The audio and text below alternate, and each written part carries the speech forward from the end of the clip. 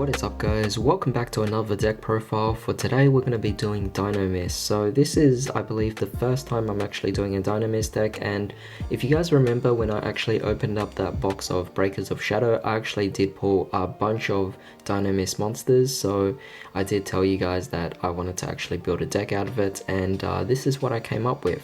I will have to apologize in advance because I actually am playing a proxy, and this is Dinomist Spinos. Basically it came out in the following set, so because of that I never actually was able to get this card. I think it came in Shining Victories, which was the set that came after Breakers of Shadow, and since I never actually owned any copies of Spinos, I kind of had no choice but to actually just use proxies for the time being. But that being said, this is my take on Dinomist, so without further ado, let's get started. Now to begin, we're obviously playing 3 copies here of Dinomist Spinos. Spinos is one of the greatest cards actually in the deck. At first when I read it I thought it was a really bad card, but the thing is this deck is actually quite decent in terms of using this card as your main boss monster. So one thing you have to actually know is that Dinomists actually have 2 different effects. Well, 2 different pendulum effects. So the first one is if another Dinomist card you control would be destroyed by battle or an opponent's card effect, you can destroy this card in the pendulum zone instead. So obviously that's a really nice way to protect your Dinomist monsters. An alternate pendulum effect is once while this card is in your pendulum zone, you can negate an activated card effect that targets another Dinomist card you control, and then you destroy this card that's in the pendulum zone. So these are the 2 alternate effects for your different monsters. So depending on what Dinomist monster you have, they're going to have either this pendulum effect or this pendulum effect. So it varies between, but that's just something that's common between all of them. So yeah, you guys will know once you actually play the deck itself. However, with that being said, the main monster here is Spinos. Its main monster effect is you contribute one other Dinomist monster and activate one of these effects. Now that actually did sound pretty bad because you're required to actually get rid of one entire monster just to go for this effect, but you know what, it's actually worth the cost. So one of these effects is this card can attack your opponent directly this turn. The second effect is this card can make a second attack during each battle phase. However, the most important one is this card can attack your opponent directly this turn. This particular effect here is just really good because of the fact that if you're able to directly attack, keep in mind these are machines, so if you have limiter removal then you just dealt a huge amount of damage. Absolutely amazing, and it only applies for itself, which is why I'm playing 3 of them. It's just absolutely amazing here. And if you're wondering what about the other Dinomists, Dinomist Ankylos, which actually came in the same set as Spinos, and you guys already know that I never bought Shining Victories, so I wouldn't have had this card, and I also wouldn't have Ankylos as well. Well, Dinomist Ankylos is not even a good card, so I wasn't even going to play it in the deck even though I had it, even if I had it. Moving on, we're playing 1 copy here of Rex. Now, unlike Spinos, Rex is also a level 5 and utilizes the same thing where you have to tribute another Dinomist monster to activate its effect. However, without the direct attack effect there, it's not as good as Spinos, which is why I'm only playing 1 of it. It's not as good. The main effect here is essentially shuffle 1 card from your opponent's hand at random or their side of the field into the deck, and then this card gains 100 attack. I mean, like, it's okay, but you also have to, if this card attacks at the end of damage step, you could then tribute 1. So if your opponent knows about this card already, then they're just going to prepare for it beforehand and stop this card. So I just don't think it's as good, and I'm playing it at 1. Another card at 1 we're also playing is Terran. Terran is just an awful card, honestly. At first you'd think you could add 1 Dinomist card from your deck to your hand. That sounds good, but it has to destroy an opponent's monster by battle, meaning as an 1800 beat stick you're gonna have to do some damage, and you're gonna have to deal damage or destroy one of their monsters, and that's really unlikely to happen because these days your opponent's just going for all these big boss monsters, and there's no way this card's going to be any effective. There's actually a better searcher for the deck, so once we get to it, you'll understand why or how this card is actually so bad. On to the 3-ofs, we're playing 3 copies of Brachion, and we're also playing 3 copies here of Ceratops. Both these cards are absolutely amazing. What I like about them is that they both can special summon from your hand, dependent on situations here. So for example, if you do not control Dinomist Brachion in your monster zone, and your opponent controls a monster that has the highest attack on the field, you could special summon this card from your hand. And for Ceratops, if all monsters you control Dinomist at least one, and none of them are Dinomist Ceratops, then you could just special summon this card from the hand. So if you have both these cards out on the field at the same time, then you could go for an XE summon right away. It's just really amazing, it's really fun, and yeah, I just really love this particular duo in the deck. Next, we're also playing 3 copies here of Plesios. Maybe this is a bit overkill, but basically all face-up monsters your opponent controls loses 100 attack and defense for each Dinomist card you control. That includes your field spells, your trap cards, and your spell cards as well, so it's really, really good. We're also playing 3 copies here of Stegosaur. If another pendulum monster you control battles an opponent's monster, after damage calculation, you just destroy those monsters. So it's a great way to just deal with big monsters. And yes, you might be taking some damage as cost, but you know what, it doesn't matter. You're just destroying their big monsters and you're kind of slowing them down to a certain degree.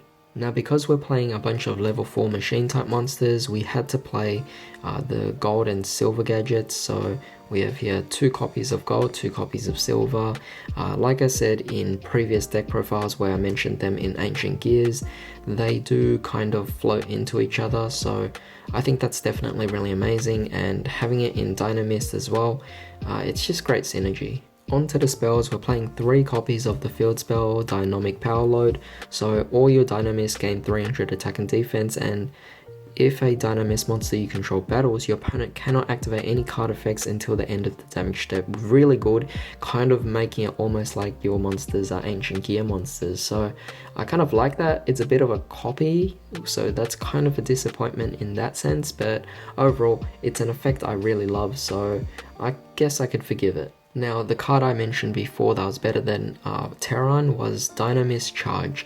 As soon as you activate this card, add any Dinomist monster from your deck to your hand. Once per turn, if a Dinomist card is added from your field to the extra deck face up, you could add one of those cards to your hand as well. Really amazing. I love this card. It's a continuous spell as well. So yeah, it's just really amazing. It kind of reminds me of Tenki, where if you activate it, you add a Fire Fist, but in this case you add a Dinomist, and the secondary effect as well allows you to recur whatever gets destroyed and sent to the extra deck, so that's definitely really nice. You can only activate one of these per turn, so obviously hard ones per turn, you can't really go for broken plays here and broken searches here, but you know what, that's okay. Moving on, we're playing 3 copies of Limiter Removal, and yes, this is a proxy. I actually can't find my copies, I don't know why. I have a bunch of cards, and at this point, it's getting really messy. I really have to start getting rid of a lot of my decks now. I really have to sort out my cards, because if I can't even find the cards I need for my deck profiles, then we definitely have a serious problem here. And like I said in one of my previous videos, I have a total of 70 deck cores, so yeah, it's kind of a big problem. But yeah, 3 Limiter Removal, because it's basically a combo in itself with the Spinos, where if you allow yourself to attack directly, then, well, actually, think about it like this. Spinos allows you to attack directly, right? Let's say you had Dynamic Power Load, where it actually prevents your opponent from activating any cards or effects until the end of the damage step, then you pretty much have an Ancient Gear monster plus the Limiter Removal, and you're attacking directly as well. That's basically game. I mean, if you have 2 of these even, then you just won the game. So really nice combo, really awesome, and I wouldn't recommend playing the deck any other way.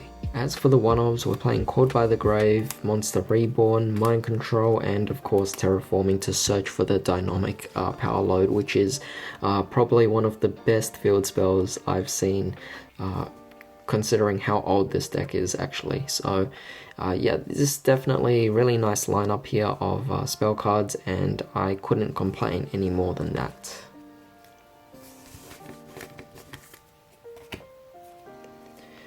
On to trap cards, we're only playing 2, so we're playing here Dinomist Rush, and we're also playing Dinomist Howling.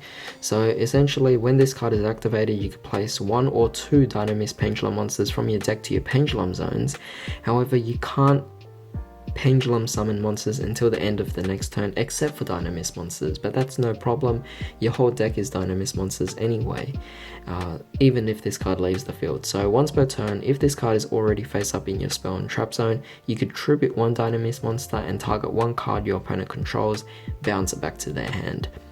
Really nice, because obviously whatever you tribute, it just goes to the extra deck, so you just pendulum summon again. And as for Dinomist Rush, special summon 1 Dinomist monster from your deck, and if you do, it is unaffected by other cards' effects. Also destroy it during the end phase. You can only activate once of these per turn, so that's obviously going to make sense here. Hard once per turn, that's fine. But these 2 cards are really good support, as opposed to Dinomist Eruption, which is the other trap card that came in Shining Victories. Unfortunately, that card's not good, because what its effect is if your opponent destroys one of your Dinomist monsters, then you get to activate that card and target and destroy one of your opponent's cards. Pretty bad, because obviously it's more so responding, and it's really conditional as well, and I just don't like that, whereas these 2 are a bit more on the active side of things, making it a bit more viable. On to the extra deck, we're obviously playing Mr. Boy here because we're playing a bunch of water monsters. We're also playing Underclock Taker, we're playing Akashic Magician, and we're playing the 2 Nightmares. These guys are basically utility cards that help the deck out, because honestly, on its own, this is your win condition. You go for a direct attack, activate limiter removal, you have dynamic power load to actually just lock your opponent out, and yeah, you win the game. It's a nice OTK that's actually quite surprising for a deck like this. We also have here Deco Talker for Link 3, and we have Borrow Load, Mech Knight Crusader Avramex, Yugioh, which is actually quite possible given that we are playing a pendulum deck, so it can happen. But yeah, this is essentially our Link lineup. Really nice variety, and it's up to you what you want to choose, but I recommend that you have a few boss monsters of different ranks, I guess, different links. So a Link 4 boss monster, Link 3 boss monster, and then a few utility cards as well. And then finally, for Xyz monsters, since we're playing a bunch of level 4s, we are going for the Utopia package, and we're also playing the 2 copies here of the Train Iron Wolf. I like the card for the fact that, again, you get to just attack directly. Well, you get to target one of your monsters to attack directly, and since you have dynamic power load, well, your opponent pretty much can't respond to you. So again, go with that and the limiter removal combo, and you're just going for really powerful plays here. Finally, we're playing Gear Gigant X just for additional searching. But that's pretty much it for this deck profile. I am pretty surprised because I did not expect this deck to be that good. I never read up on it, and now that I actually have built it myself and experienced it and played against a few people, I've realized how amazing this deck actually is. It's quite fun. Yeah, definitely give it a try. A machine water deck is just quite a surprise on Konami's part, so well done on that. But that being said, hope you guys enjoyed this video. Give us a thumbs up and also share this video because this is definitely very unique. Also subscribe for more videos like this. I will also be doing a test hand video for this, so stay tuned. But in the meantime, I hope you guys have a great day. I'll see you next time.